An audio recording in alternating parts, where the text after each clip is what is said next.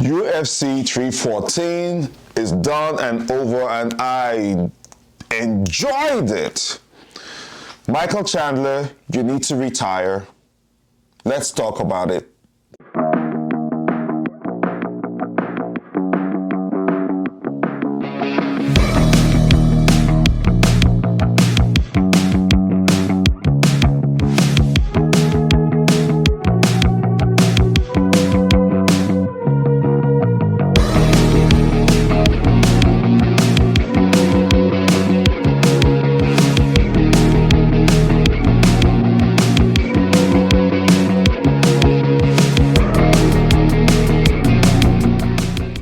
Ladies and gentlemen, episode 38 is upon us. Let's talk about UFC 314. Woo! So many good fights on that card. And I'm talking about the prelims, early prelims, and the main card. However, as you guys know, because of the limitations with my time, I am just going to react to the main card. Might slip in a few fights from the early prelims and the prelims, but let's focus mainly on the main card. So, gonna start first with Nikita Krylov versus Dominick Reyes. Gonna talk about Bryce Mitchell, aka Tug Nasty, versus John Silva. I'll get to that. Yair Rodgriguez versus Patricio Pitbull. Michael Chandler versus Paddy Pimblett. Going to talk about that as well. And last but not least, we're going to talk about the main event. The king of the 145-pound division, Sir Alexander the Great Volkanovski versus budding contender Diego Lopes. Listen, there's nothing else to say but to get right to it and give my reactions. First off, I want to start with saying I really feel bad that we didn't get to see Jeff Neal versus Carlos Prates, because Carlos Prates of the Fighting Nerds camp. Unfortunately, we didn't get to see that fight, because the fight was canceled. However, we did get to see Dominick Reyes versus Krylov. And I gotta say, I didn't go into that fight thinking Dominick Reyes was going to win. It is what it is. Excuse me, guys. It is what it is. I didn't go into that fight thinking Dominick was going to win. Instead, Dominick Reyes not only won, Dominick Reyes completely blew me away. Dominick Reyes is a bad man. And a lot of us forgot, including myself. When Dominick Reyes fought John Jones and lost, guys, he lost.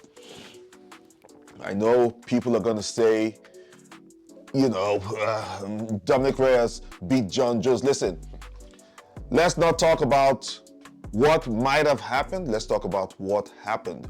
Dominick Reyes lost to John Jones.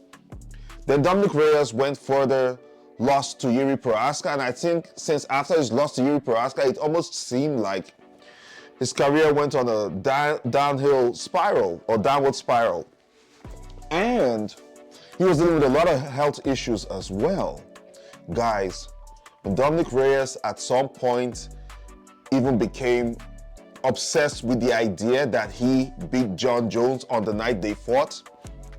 Listen, we all have our opinions on that night, but let's stick to what the record says officially. Officially, he didn't win. A lot of people made a lot of ridicule about him, and I think maybe he might have been dealing with some kind of personality complex. In my personal opinion, I'm not a psychologist, I'm not a doctor, but I think he was dealing with a lot of stuff. I didn't get his mental state in the right position to compete on the highest level at the light heavyweight,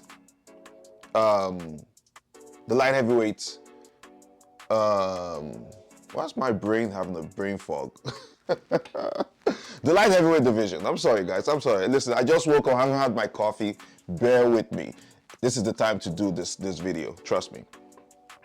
So, Dominick Reyes eventually lets go mentally. I've heard him in interviews talking about how he let go of the negative effects of the night he fought John Jones. And ever since he let go, bro, the dude has come back smoking hot. Smoking hot. He's now on a 3-fight win streak, I believe.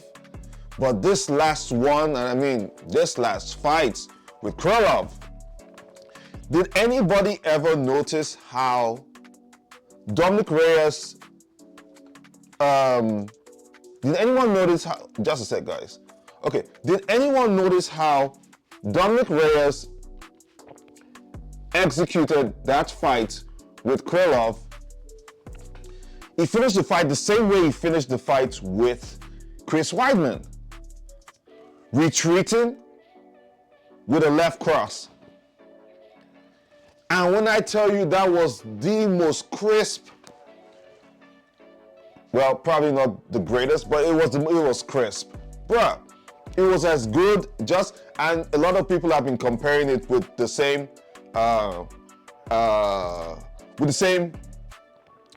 finishing sequence that Conor McGregor had over Jose Aldo.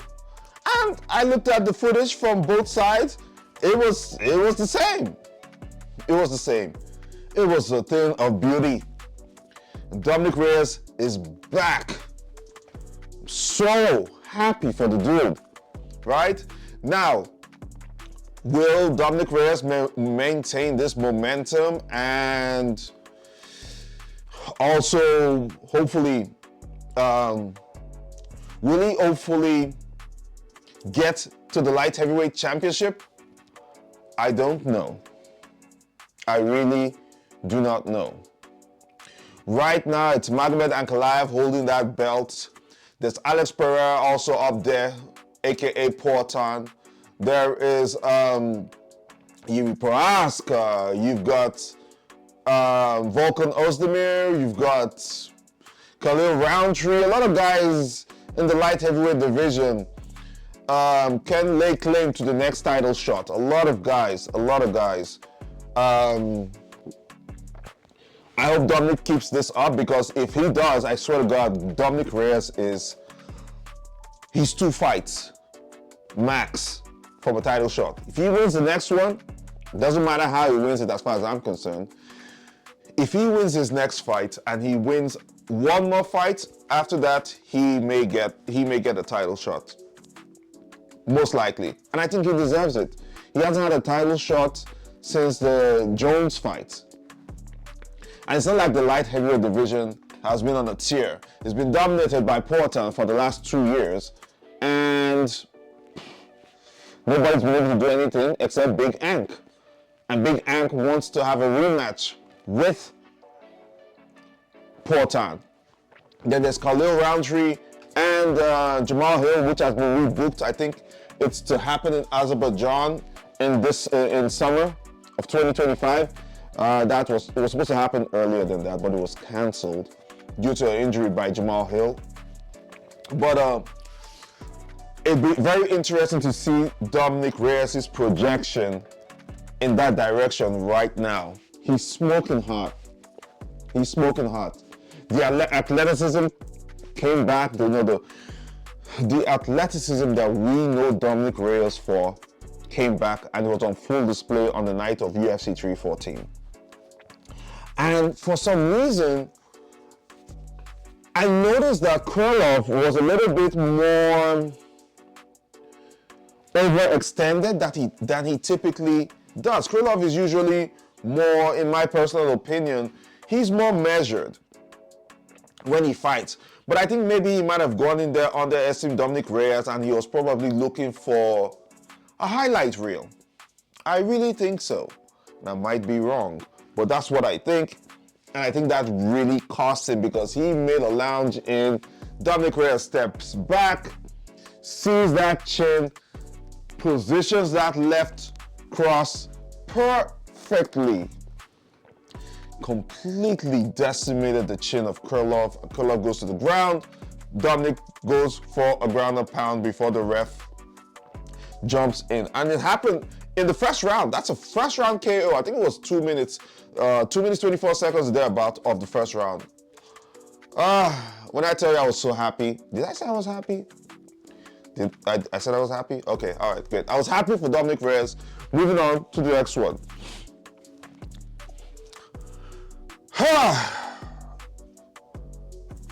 To hell with John Silva of the Fighting Nerd Fight Camp.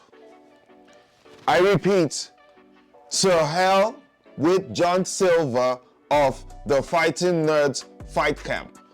I love the Fighting Nerd guys out of Brazil. I think they are dynamic. I fucking love Rufy. I most certainly love Carlos Prates, but I'm not entirely sold yet on Kai Borrario. Not yet. He's impressive too, but you know, I still need to see him have like 2 really outstanding performances. But John Silva, I don't know. He just rubs me off the wrong way. He rubs me off the wrong way. And listen, guys, I have been known to be very biased when it comes to certain fighter preferences. We know that. I'm not going to go into that conversation about whether or not, you know, I'm trying to be objective here. I'm not trying to be objective. I don't like John Silva. And I particularly don't like John Silva, not because of his fighting style. Turns out his fighting style is really good.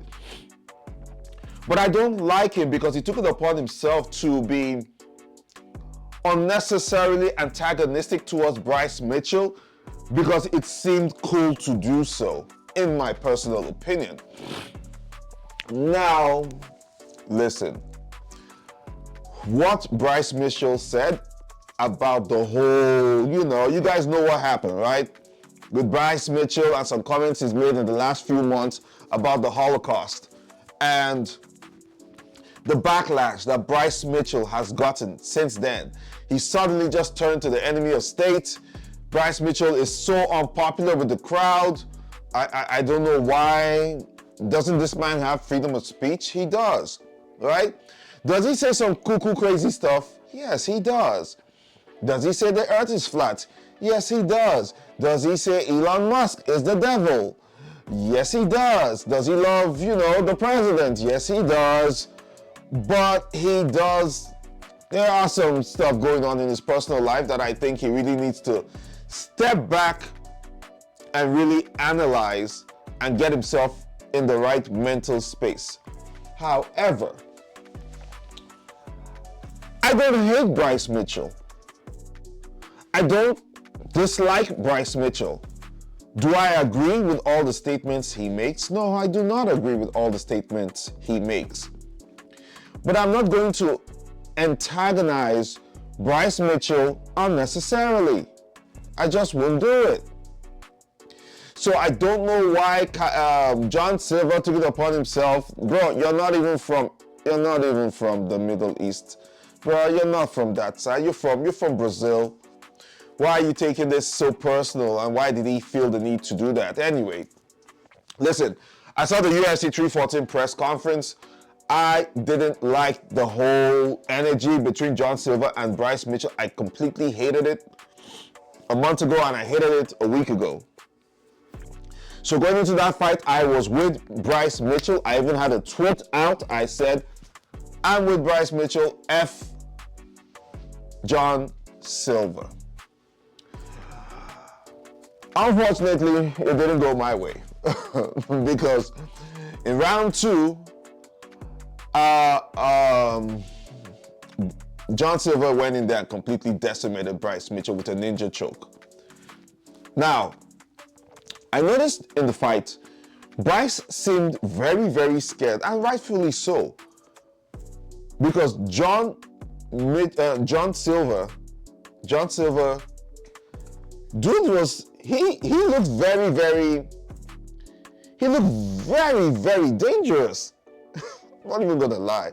He looked really dangerous in that fight. Like, you do not want to be hit by that man. And I guess Bryce Mitchell has PTSD from the KO he received from Josh Emmett, because John Silva and Josh Emmett have sort of like the same body frame. It's a little short, stocky, thick dude. In fact, that would be a very good fight. That would actually be a very good fight. John Silva versus Josh Emmett. I would love to see that. That would be an absolute banger. That would be a barn burner. It would be such a big barn burner if it happens. Of course, I don't think it will, but you know, let's see if it happens. But you could tell Bryce was scared. You could tell he was he was not calm. He wasn't even really being calculated. In fact, I think he was so frightful that may have caused him the miscalculation. And Silva felt very, very comfortable in that fight. He had no fear for Bryce at all. He had no fear for Bryce's power. And the result was pretty clear, you know? And I'm not gonna lie, 1 minute to that, about 2 minutes to the end of the match, in my heart, I knew Bryce had lost.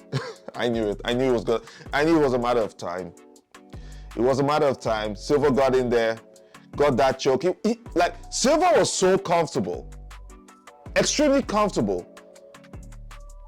in that fight, that he was even talking to Bryce Mitchell. The dude was so comfortable, Silva, that is, he was looking away and talking to other people outside the octagon. Why wasn't a fight with Bryce Mitchell in the main event? And yeah, Bryce got choked out, and I don't like it. And even after the fight, I still tweeted that I still like Bryce Mitchell. I'm still with Bryce Mitchell, even though he lost. And I would like to interview Bryce Mitchell one day. I'd like to have I'd like to have a conversation with him one day. Because that's when I eventually get to the point of having these conversations with these MMA athletes, I want it to be a conversation. I don't want to necessarily have it like an interview format. I like to talk to people, so I would like to have a conversation with Bryce Mitchell, share some of my dumb thoughts and think about, you know, listen to what he has to say about them, you know? F John Silva. John Silva, you might win me over someday, but it's not today. I might like you someday, but it is not today. Just so you know, I did not like Alexander Volkanovski when he was rising through the ranks, and I did not like Alexander Volkanovski, particularly when he won Max Holloway and took the belt. I despised Volk. But Volk won me over. I love him now. Who knows? You might not care, John Silva. You might not care that Mr. TDC doesn't love you. It's okay. That's fine. We will be fine. We will be good. However, I might change my mind depending on what your career looks like. You keep winning up, you keep winning, you keep giving good performances like that. You keep talking very well on the mic. You might win me over. Ask Ilia Topuria. Ilia Topuria just won me over. I absolutely did not like Ilia Topuria. And in fact, I need to watch Ilia Topuria's interview with Patrick Bet-Davids of the PBD podcast, because I noticed, I'm seeing a few clips online, right? I'm seeing a few clips online with Ilia Topuria talking with Patrick Bet-David. I would love to see, I'd love to watch that interview and maybe share my thoughts about it later. But I hate to say this, but I will, because, I am a hater, but I am a reasonable hater. Congratulations to John Silva and the Fighting Nerds. I wish you the best in your marriage because I know you're about to get married. I wish you a good life and just keep winning, okay? That really sucked for me to say that, but you know, I just gotta keep it real and say it how it is. Oof. Ugh. Ugh. That was hard. Let's transition to Yair Rodgriguez versus Patricio Pitbull. Patricio Pitbull, as some of you may know, former Bellator champion, coming over to the UFC after Bellator crumbled. And bruh, let me say this. Can we all agree officially that the UFC is the pinnacle of mixed martial arts promotion and competition as well? Let's agree with that. It is the pinnacle because you can be a superstar elsewhere, but you come to the UFC and you're nobody. You can be nobody in the UFC and then you go elsewhere and you can be really great. Or you can be somebody in the UFC and then you go over to another promotion and be even a greater person. Look at Demetrius Johnson. Look at Corey Anderson. These guys were top flight in the UFC, then they went over to Bellator and won championship doing great stuff. It is what it is. Let's say it for what it is. But then you've had guys come over from Bellator or some other fight promotion, come to the UFC, and they have careers like Michael Chandler's, but I'm going to get to that later. Patricio Pitbull debut in a main card pay-per-view against a former title contender and a former interim featherweight champion, Yair Rodgriguez. That should have been a striking opportunity to completely show out. But Patricio Pitbull, he was not ready to engage. And Yair looked crisp. Yair Rodgriguez is one of my favorite fighters, by the way. His fight style, I love it. I love it. I really, really, really love it. If you guys don't know, I am a big stand-up aficionado, striking, taekwondo, kickboxing, Muay Thai, I love it. Boxing, I love it. If you stand up, I love it. You go to the ground a bit too much, I don't know. But hey, if you go to the ground and you can do some ground and pounds like Khabib, listen, I'll take it. But Yair Rodgriguez looked really crisp in that fight. He had the reach advantage, he had the stamina, he had the lateral movement, he had the creativity. And Pitbull is really a Pitbull because not many people would have survived a shin kick from Yair Rodgriguez. People survived that. Not only did he survive that, he took Yair to the last round. And Yair won by a clear unanimous decision. And I started asking myself, are these Bellator guys really ready for the UFC? Are they really? Does Patricio Pitbull really know where exactly he is? The level of competition, the depth of that division. Does he know? Is he aware? You come in and you have that kind of fight against Yair Rodgriguez, and no offense to Yair, but that's a division that had Ilia Topuria. That's a division that has Diego Lopes. That's a division that had Max Holloway. That's a division that Alexander Volkanovski. That's a division of Jose Aldo. That is a badass division, is what I'm trying to say. When you're coming into a division like that, you better be ready. You better be ready to really deliver. When they put you on a world stage like that, on the main event, in front of a president for that matter, dear Pitbull, you better bring the heat. Woo! You must bring the heat. But you didn't. You didn't bring the heat. Why? Why? And I don't want to say it is entirely a case of Yair Rodgriguez completely outclassing Patricio Pitbull. I don't want to say that, but I want to know what was going on with Pitbull. I want to know what was going on with in Pitbull's mind. Was it a reach problem? Was it bright lights, pressure? What is it? Did he have something going on at the camp? Of which, you know, I never want those excuses after a loss. I only want excuses after a win, not after a loss, you know?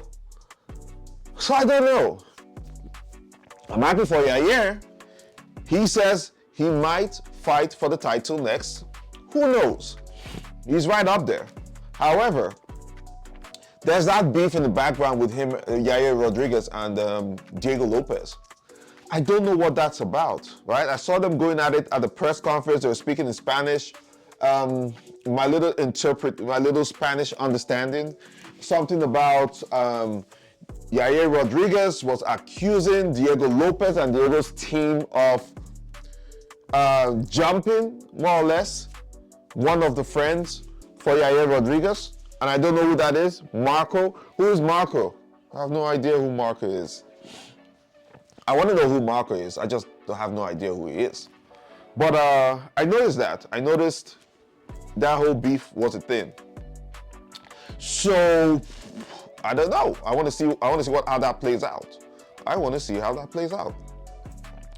I think if Diego Lopes, who's the #1 contender who just lost, and Yair Rodgriguez is on a win, and there's that genuine beef, I want to see that happen. I want to see that happen. I don't think Yair Rodgriguez is going to get a title shot. I just don't see it. He says he wants a title shot against Volk in September. I don't see it. But then again, I'm going to have to look at the rankings to see who else is up there that literally could be a challenge for Volk. Who? Imavov? Who is that? There is somebody. Guys, I'm gonna have to check that out later. You know, this dumb casual brain does not have all the details, all the facts in my head. You guys know that. You guys are here for my opinions. This is an opinion-based channel. This is not fact-based. I do throw out some facts though. Listen, every now and then, the dumb casual is a smart casual. I'm just saying. Congrats to Yair Rodgriguez. Unfortunately, Patricio Pitbull, you got to step up your game, bro. You have to step up your game. You are in the UFC now.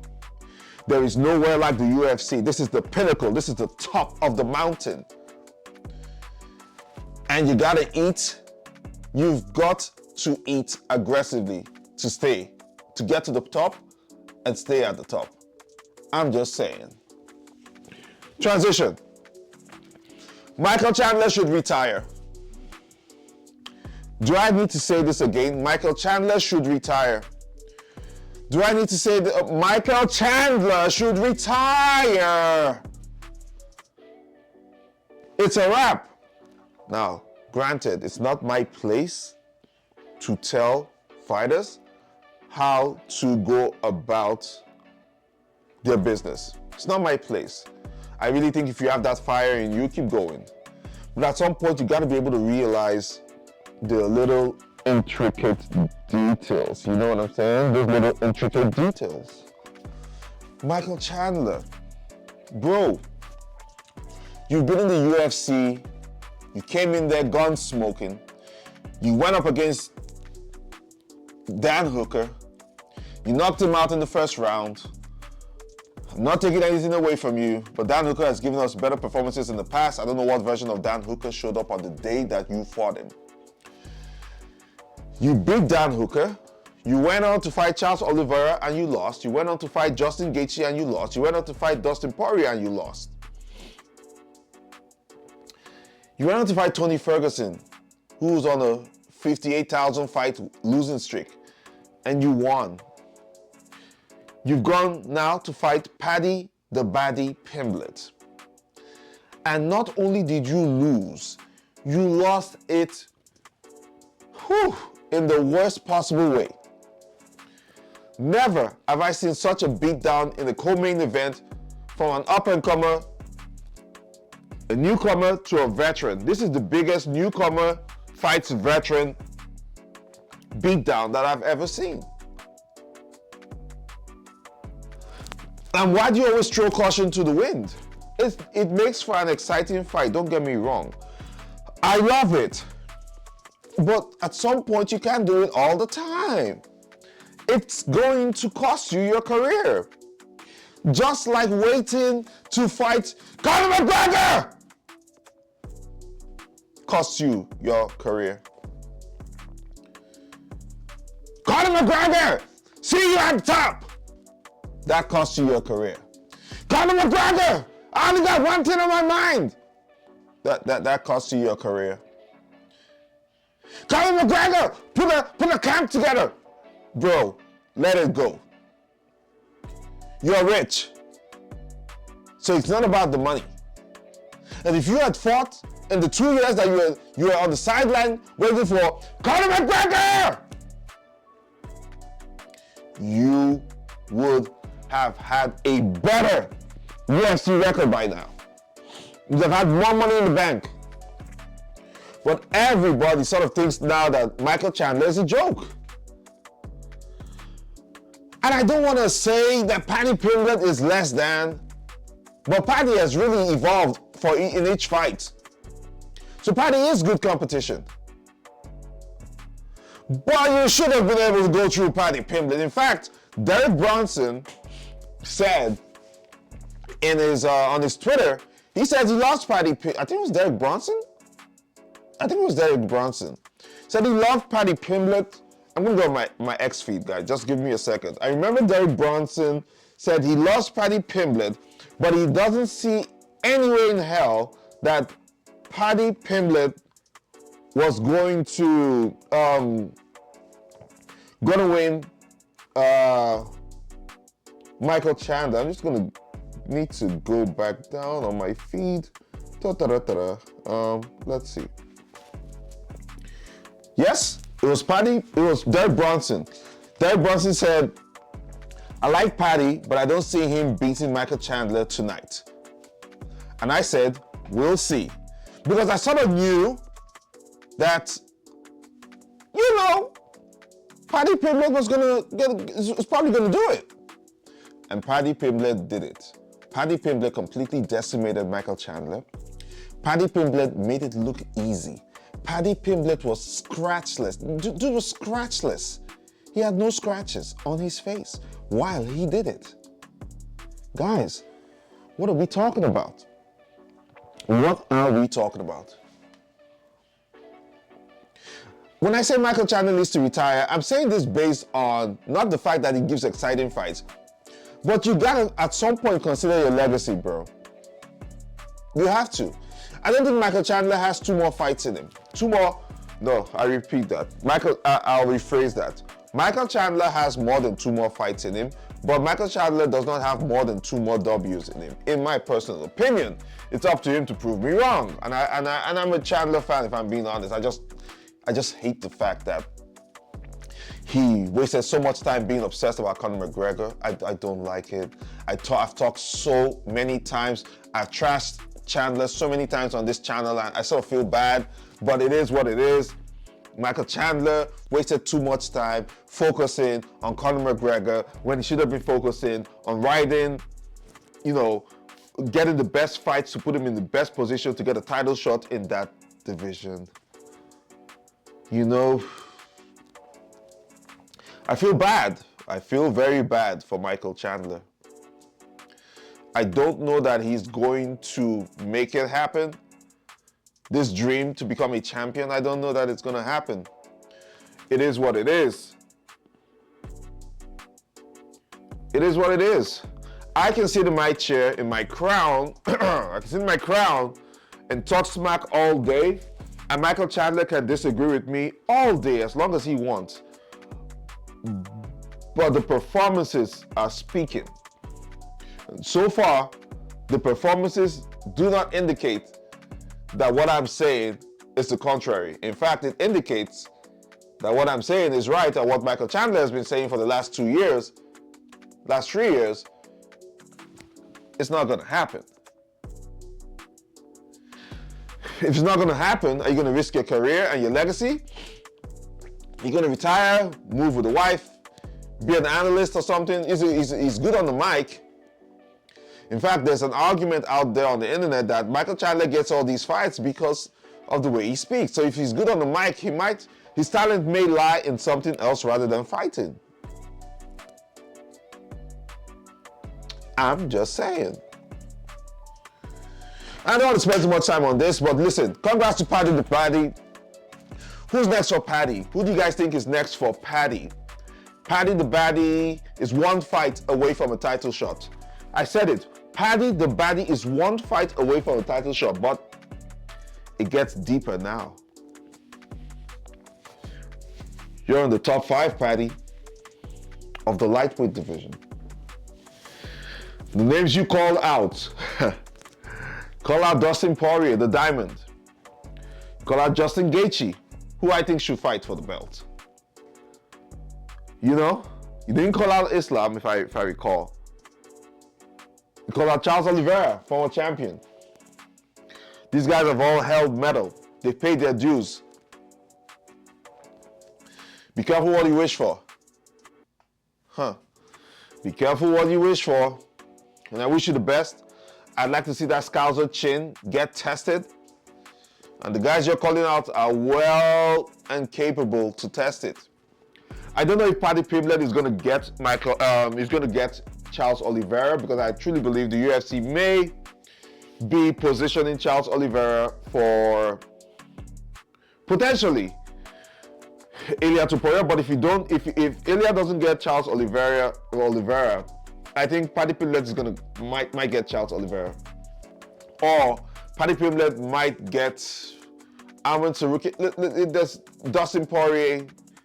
I don't think Gaethje is going to do it. Gaethje is not in the position to take on Paddy Pimblett and risk his position right now. Dustin Poirier is retiring.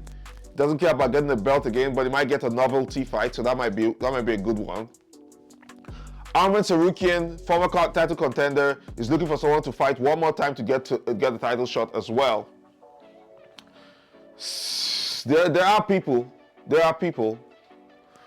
but who's going to take that fight, or who will be the best matchup for Paddy Pimblett? I don't know, but it'll be interesting to see how that plays out, in my personal opinion. Transition to the main event.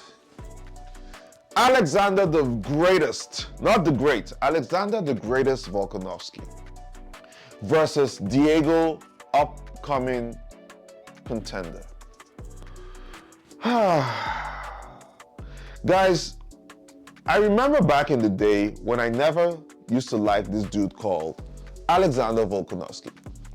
I didn't like the way he looked, I didn't like the way he spoke, he rubbed me off the wrong way, and of course that's just because I didn't know his personality, and I didn't see a lot of his fights. I'd seen some fights, and I wasn't so impressed. But then he beats Max Holloway, and I was so pissed. Then he fights Max Holloway a second and third time and beats him convincingly. And I'm like, damn. Well, damn. This dude might be something. And then he fights, he goes in to fight Brian Ortega. He goes in to fight, who else? Who was the Volk fight? Just give me a moment, I'll be back. Just give me a moment. Need to check live. Alexander Volkanovski's record.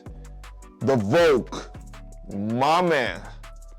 Volk, yes, 36. Volk fought, his last few fights were, there you go. Oh yeah, okay, yeah, I remember now. So Volk fights Brian Ortega, Max Holloway, okay. Beats Jose Aldo, fights Max Holloway, wins Max Holloway, fights Max Holloway second time, wins Max Holloway, fights Brian Ortega, fights Korean Zombie, fights Max Holloway, beats all of them, fights Islam Makhachev loses, fights Yair Rodgriguez, he wins. He fights Islam again, he lost. He fights Ilya, he lost. And then he fights Diego Lopes to regain the 145 title. I've always said that I wanted to see Volk fight Ilia Topuria again. And there's no guarantee that that fight would have gone the same way it went the first time when Ilya took the belt.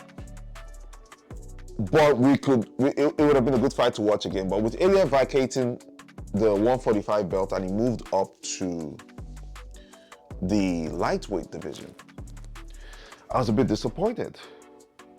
But then it gave the chance for Volk to win this belt. It gave it an easier chance from what I've seen. Because in that fight, although Uncle Chael Sonnen said he noticed that Volkanovski is not the same Volkanovski from back in the day, and Anthony Smith, I'm sorry, I'm going to have to agree with Anthony Smith on this one. Anthony Smith mentioned that as you get older, which is a fact, you tend to lose a little bit more of your sharp edge, your speed, and your reflexes.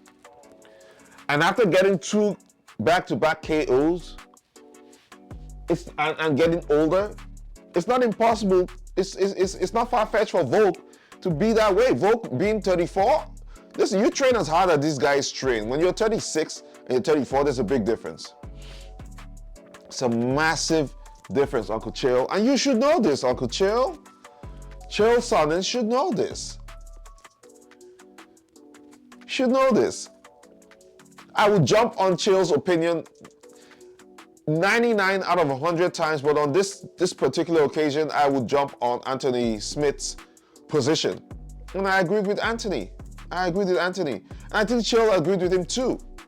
But that regardless of what Chael Sonnen saw, Alexander Volkanovski was, Alexander Volkanovski was crisp.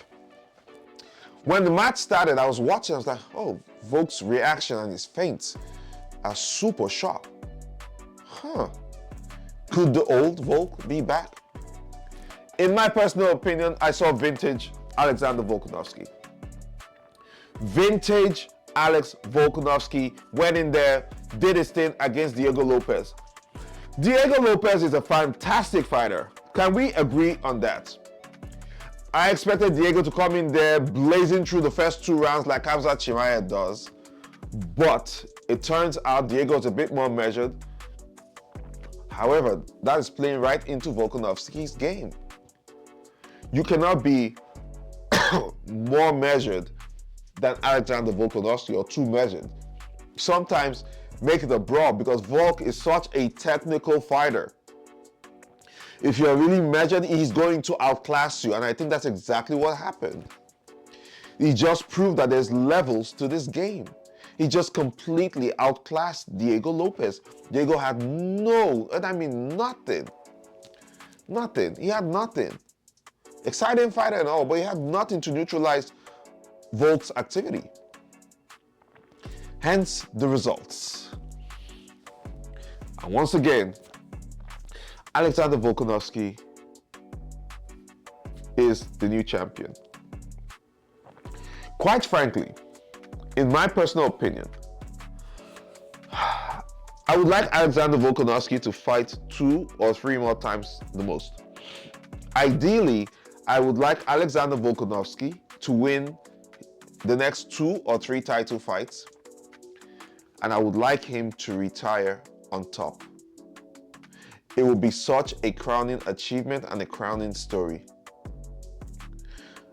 For real. For real.